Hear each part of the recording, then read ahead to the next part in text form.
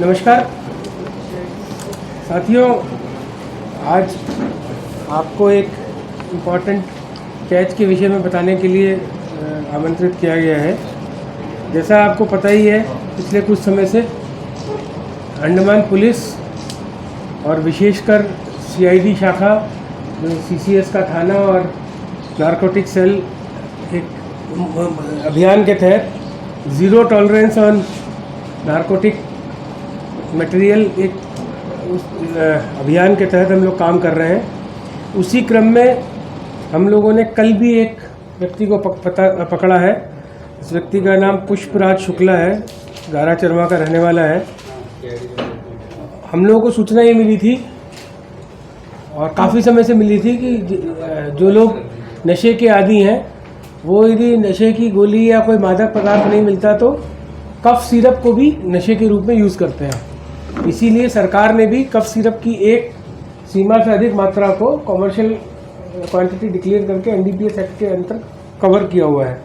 तो जो codeine syrup है उसको काफ़ी लोग नशे के रूप में पीते हैं। बीमार होगा तो एक चम्मच पिएगा और नशे में पूरी बोतल पिएगा।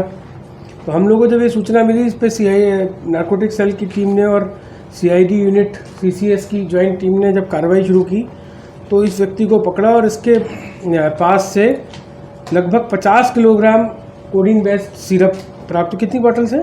497 बोतल, मतलब 5 कार्टन्स थे, इसमें से 2 इसने शायद यूज़ की होंगी, लेकिन 497 बोटल्स ऑफ कोडीन, जिसका कि वज़न 49.7 kg। और इस लड़के को हम लोगों ने NDPS section 21C of NDPS act 1985 के तहत अरेस्ट किया। जब इससे पूछताछ की गई तो पता लगा कि ये व्यक्ति पहले भी 2 क्रिमिनल केसेस में अरेस्ट हो चुका है पूर्व में। इसका क्रिमिनल रिकॉर्ड भी है।